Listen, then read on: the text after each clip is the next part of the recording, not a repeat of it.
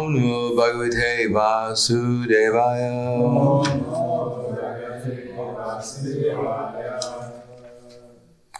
Bhagavad Gita as it is, chapter 5, Karma Yoga, Action, Krishna Consciousness, text 24.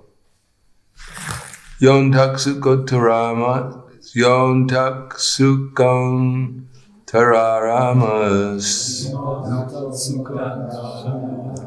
Tatantar Jyoti Eva Yaha, Siyogi Brahma Nirvanam,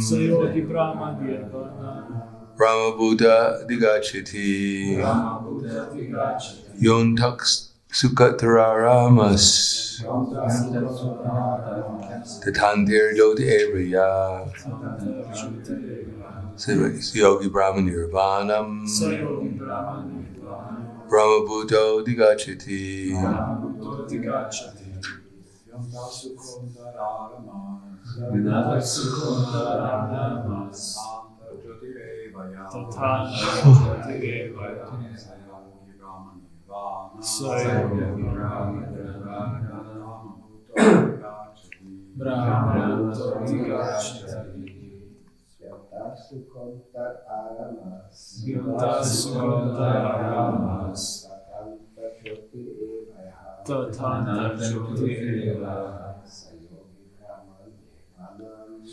Yogi Brahma Nirvanam,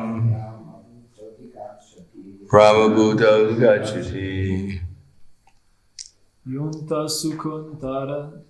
Sukontaramas, Aramas, Tantar Jyotirevaya, Antir Jyoti Evaya, Sayogi Brahma Nirvanam, Brahma Nirvana, Brahma Buddha Digachati, Brahma Buddha Digachati.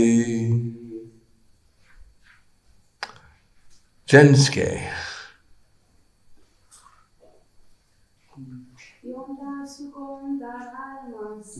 Taksukadaramas, Katantir Jyotevaya,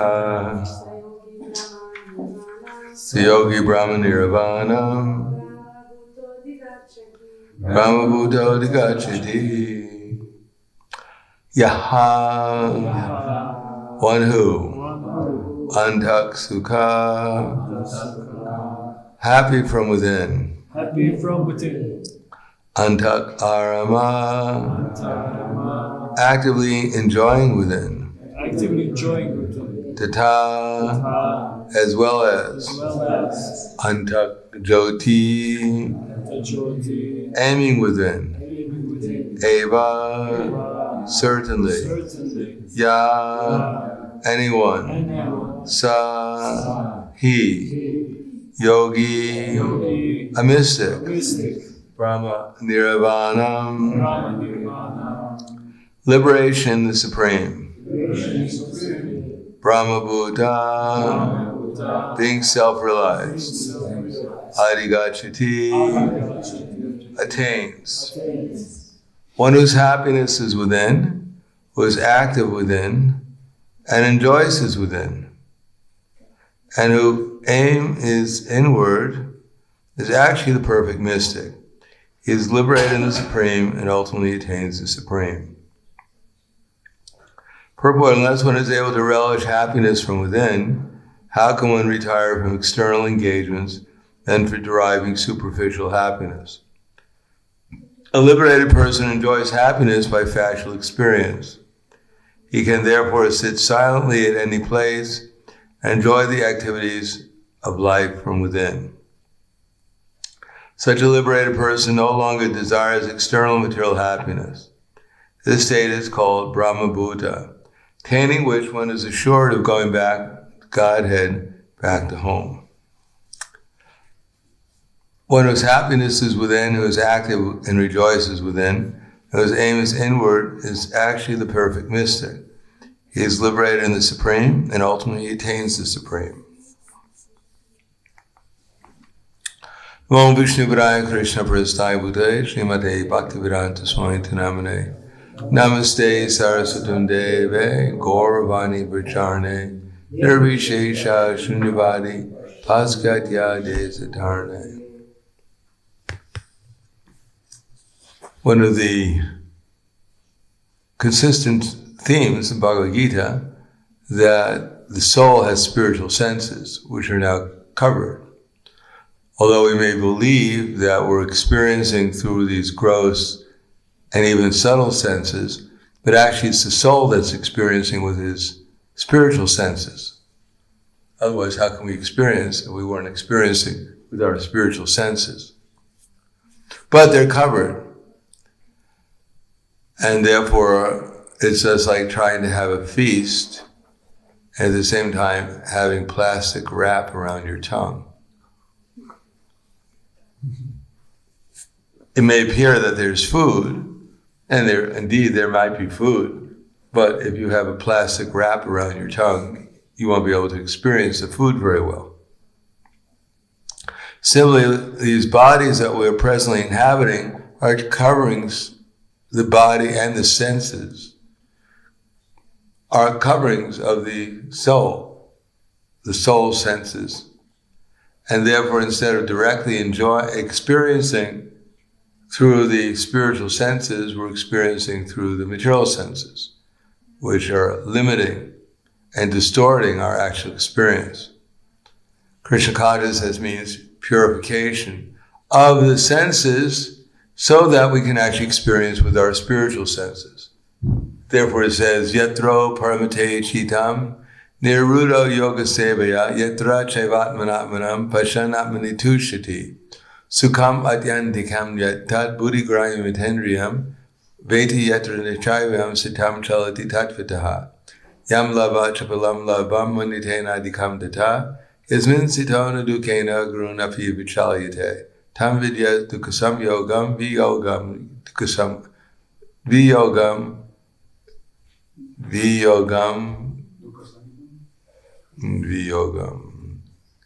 sangitam, I think it's that.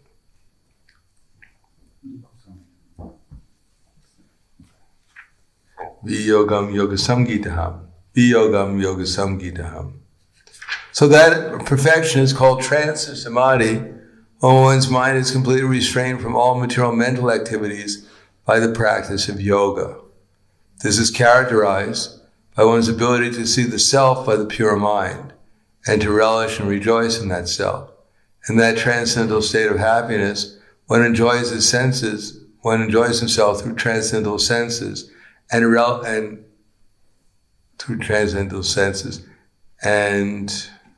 relishes and rejoices in the self. Is that right?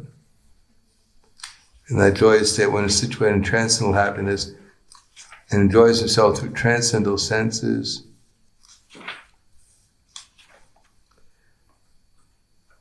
Establish that one never departs from the truth. Upon gaining this, one thinks that there is no greater gain. Being situated in such a position, one is never shaken, even in the greatest difficulty. This is indeed actual freedom from all miseries arising from material contact. So that state is called trance or samadhi, when the mind is completely restrained from material mental activities by the practice of yoga. This perfection is characterized by one's ability to see the self by the pure mind. In other words, when our mind becomes pure, then we can actually see Krishna. Therefore, Maharaj Shabde says, Nunam pramatak kurute vikarma yadindriya pritya aprinoti nasadamanya yatatmano yam asannapi kleshida ashadeha. Indeed, Nunam pramatak. We're looking for happiness, but we're looking for it in a way that it's actually causing us unhappiness through vikarmic activities. And we're thinking happiness will be found with this temporary body, but the body is temporary and it's full of misery. Therefore, paravastavat abodha jata, as long as we're engaged in seeking after sense gratification, jignasita atmatadvam, and not trying to understand our real selves, then paravastavat abodha jata yavana jignasita atmatadvam, then we're said to be defeated by ignorance. Yeah. Ivan Kriyatavati Idamano Vai. So as long as we're engaged in sensory activities, then the mind becomes covered. And as long as the mind is covered, then consciousness is unclear. And because consciousness is unclear, we take one body after another. So the mind is always the central point of the yoga practice, how to purify the mind. And the way of purifying the mind is to put it in Krishna consciousness. And if it's absorbed in one of the modes of material nature, then the result is our minds are covered. Mode of ignorance, it's the most covered. In the mode of passion, it's less covered. And in the mode of goodness, it's the least covered. But even in the mode of goodness, when we become thinking about Brahman, we still can't see Krishna. But if we think directly about Krishna from the authoritative sources, Krishna himself is the purifying agent that will purify our minds. Like if you put the iron in the fire, it gets hotter and hotter and hotter until finally it becomes just like fire. So similarly, if the mind is fixed in Krishna, then we wake up because Krishna is there. And if Krishna is there, then the little tiny spark is in the fire again. And if Krishna is not there, then the little tiny fire is just like if you put the little spark in water, it goes out. So we could say water is just like the mode of ignorance. Practically, it disappears. The lower species of life are like that. They're practically unconscious. They're dead, practically. What to speak of you become one of the atoms, or merge into the Vaitarani river as the Buddhas, then you practically become dead, unconscious. And in the mode of passion, there's more consciousness, but it's disturbed consciousness. We're experiencing disturbance. The soul, by nature, is blissful and free from fear, but just like if you go to a movie and you watch a horror movie, then you feel fearful because of the movie. So, in the material world, if we put our minds into the mode of passion or ignorance, then it's just like watching a movie. That's what we're doing. And experiencing it. It's not just an ordinary movie. It's a 4-dimensional movie. And we experience it. We actually think there is a good reason to be fearful, that I'm dying or I'm flying in the air, whatever we may think. But actually, we're just watching a movie. Horror movie, actually. Ghastly horror movie. Sometimes we think it's a love story, but usually winds up to be a horror movie. And at the end of the movie, the hero always dies, or the heroine always dies. And that's not they never live happily ever after in this reality show that's going on. And they never go to Never Never Land. Or they go to a place that they should never have gone. That's the Neverland that they go to. But when we become actually aware of Krishna, that's on the platform of reality, and our senses, the more we become conscious of Krishna, then we wake up again and find out, who we actually are and what we're actually supposed to be doing. But even in the preliminary practice, what we're doing, that's what we're supposed to be doing. At least we're doing what we're supposed to be doing. As much as we're doing the activities of Krishna consciousness, that's what we're supposed to be doing. And the more we become convinced that, and that the more we find out what we're not supposed to be doing and what we're supposed to be doing, the more we do what we're supposed to do and stop doing what we're not supposed to do, then the more we'll remember Krishna. And the more we remember Krishna, then the more we become Krishna conscious. And the more we become Krishna conscious, then the more we get a higher taste. And we become unattracted to the things that draw our minds away from Krishna. Especially the conceptions mainly that I'm the controller, that I'm the enjoyer, and that I'm the savior of others, that I'm saving anyone. Actually, we can't even save ourselves. All we can do is take shelter, develop the feeling that we have to be saved. As soon as we think we're the saviors, then that feeling that I have to be saved is not there, because I think I'm saving everyone else. If I'm saving everyone else, then why should I don't have to be saved, because I'm the savior. Everyone has to be saved by me. So the more we feel like, well, in ignorance, of course, that's considered the worst. Because in ignorance, the conception is that this is mine. And then we'll automatically fight with each other because you think it's yours or you want it, if it's worth anything. And in the mode of passions, it's a little less, because there's creativity, there's trying to enjoy, make nice arrangements for enjoying. It's a little bit closer to, quote, civilization. But we can see modern civilization is not civilized. It's so much affected by ignorance that they're not even, although there's passion, but the passion is usually, winds up to be destructive. Because when passion has some goodness in it, then it becomes creativity. And when passion has the ignorance in it, then it becomes worse than just ignorance. There's 4 classes of people. There's foolish, there's the lazy, intelligent. Those are the Brahmins. Then there's the active intelligence, the Kshatriyas. Then there's the lazy, ignorant. Those are the Shudras. And those are the active,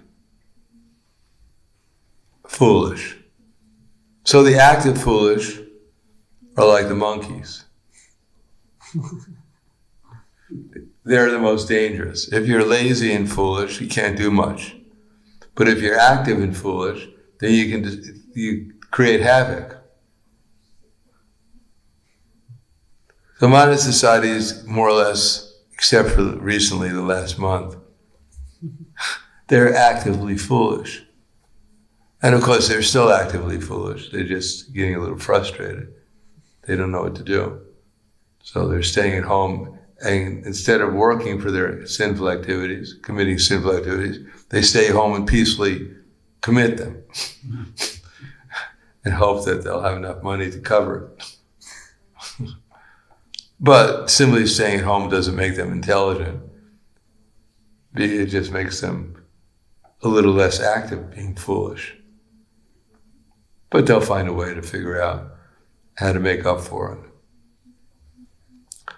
The point is that we should try to understand the value of just hearing about Krishna or chanting about Krishna, and how that will come to the platform of experiencing Krishna, namely remembering him. And the more we experience Krishna, then we wake up, and that's the point of human life, is to wake up to our spiritual identity. And we hear about the glories of mundane activities, the glories of this and that, then we're already asleep. It's just that we may sleep in a different way. Everyone's asleep, whether you sleep on your side, your left side or your right side, you sleep on your stomach or on your back, you're still asleep. Although it may be debated which is better, the left or the right side, or your back or your stomach, but still you're asleep. So everything else in the material world, except for devotional service, is more, and Krishna consciousness, more or less deciding what kind of state of ignorance you want to be in. Good ignorance or bad ignorance. Wet stool or dry stool. In India, there's a debate because people pass stool in the fields, and part of the stool gets dried by the sun. And part of it doesn't dry so easily. So there's a debate in India, which side of the stool is better, the wet side or the dry side. Now, you may win the argument, the wet side or the dry side may have the better argument, But after all, the subject matter is the same. Whether it's wet or dry, it's still the subject matter is stool. So in the material world, there's good stool and there's bad stool, according to some people. But the subject matter is stool. Material life is simply suffering, whether in Brahmaloka or in Patalaloka. But if we think there's good suffering and there's bad suffering, then we're in ignorance. When the Prabhupada was asked, what is the happiness in the mode of goodness? And Prabhupada said, if you're in the mode of goodness and you think you're happy, then you're actually in the mode of ignorance. On the other hand, unless we experience Krishna consciousness, then it all remains very theoretical, what happiness is. But here it mentions, after going through the whole process, it doesn't happen automatically. But one who can actually concentrate upon Krishna within themselves, that they can be happy anywhere, in any circumstance. It doesn't depend upon what's going on externally, because they're able to maintain Krishna consciousness within themselves. Not only maintain consciousness, but they actually are conscious of Krishna. And that's the intense ecstasy and happiness, because the platform of Krishna consciousness is only that, love, happiness, unlimitedly intense, unlimitedly expanding, unlimitedly new realizations at every moment. It's quite inconceivable to the dull material existence that we're currently living under. But we have an opportunity at least to gradually come to that platform, which is most fortunate, Bhagavan Jeev.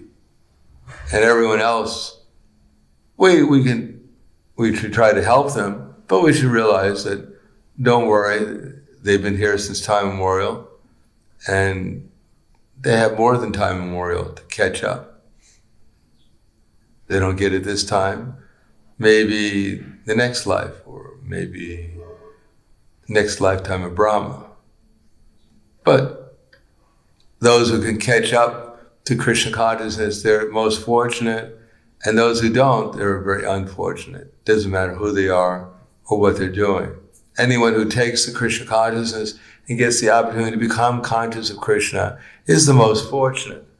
And anyone, whoever they are, from Brahma down to the meanest insect, if they don't have this opportunity to become Krishna conscious, then they're most unfortunate.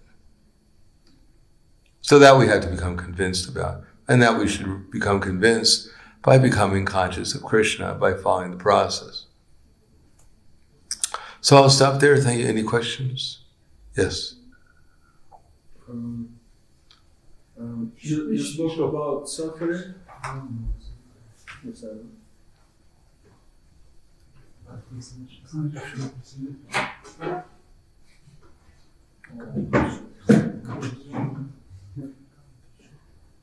We should.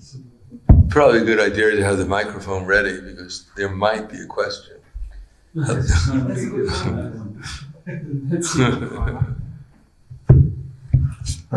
spoke about suffering in the material world, but devotees in devotional service also suffer. So how do you distinguish? There's no, well, people in the material world, Maya is kicking them to try to wake them up, to stop trying to convince them not to do what they're doing. Or we can see it as a reaction for their sinful activities, but ultimately it's to convince them. And she's doing the same thing to us, trying to convince us to give up our foolishness and to take shelter of Krishna. Because we're not convinced that the material world is a horrible place. And therefore, Maya kicks us. And because we think she's kicking us, because we think we're suffering, therefore we have an opportunity to take shelter of Krishna. Now, one who takes shelter of Krishna, they no longer think they're suffering anymore. Because when they take shelter of Krishna, there's no suffering. But because we think we're suffering, it's a sign we haven't taken shelter of Krishna yet, fully or sufficiently. The only difference is that we should know why we're suffering, because we're not taking shelter of Krishna. And the materialist doesn't know why they're suffering. Or they think they're suffering because they haven't performed more sinful activities than they already have. And we're supposed to know that we're suffering because of our sinful activities. And they think they're suffering because they're not sinful enough. And those who have a little intelligence, they realize that maybe they don't know why they're suffering, and therefore they inquire, why am I suffering? So that's intelligence. That's the beginning of spiritual realization. And those who have no intelligence, they think I'm suffering because I'm separated from my sense objects. Is that clear? Yeah, but still on the material, what about the example? Of course, this is just an example. When the gopis had this, Krishna went away, they were like suffering. Yeah, well, So- we should suffer like they are. So, yeah. Well, everything is there in the spiritual world, but that suffering is blissful, is unimaginably blissful. What? What's that? How do you then know? I mean, Well, if you don't know, you're in ignorance. Then you know you're in ignorance.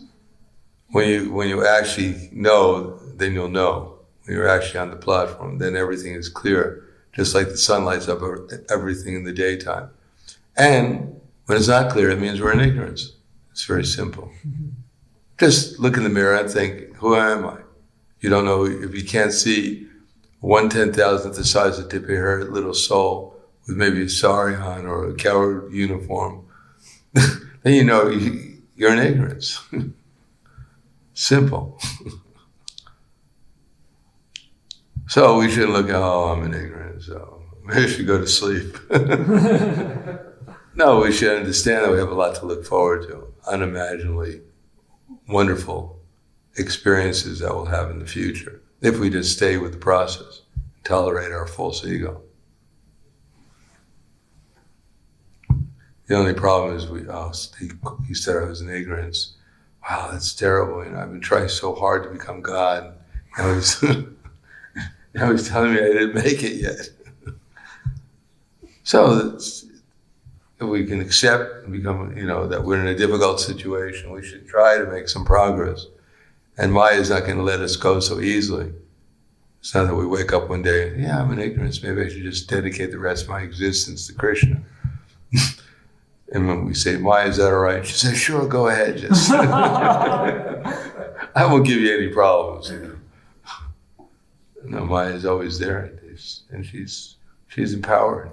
She's wonderful. She's created this wonderful playland, and the soul has been playing around with it in this wonderful virtual reality since time immemorial. Been everything from a dragon to Prince Charming to everything.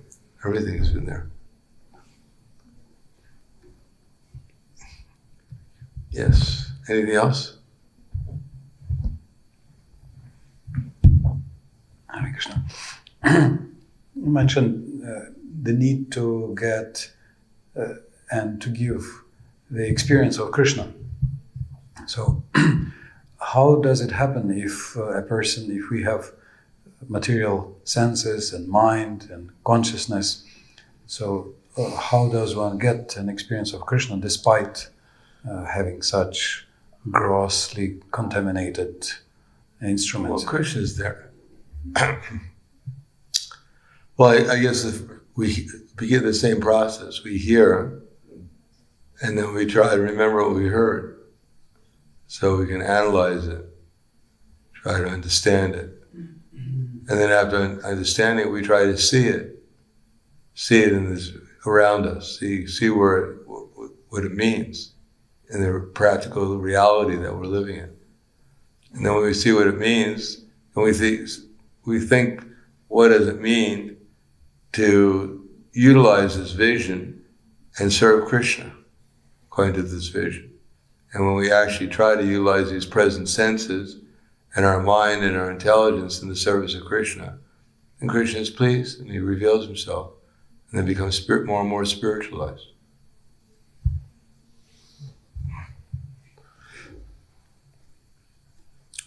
All right, thank you very much. Grantaraj Bhagavad Gita ki jai, Srila Prabhupada ki jai, Gaur Premanande.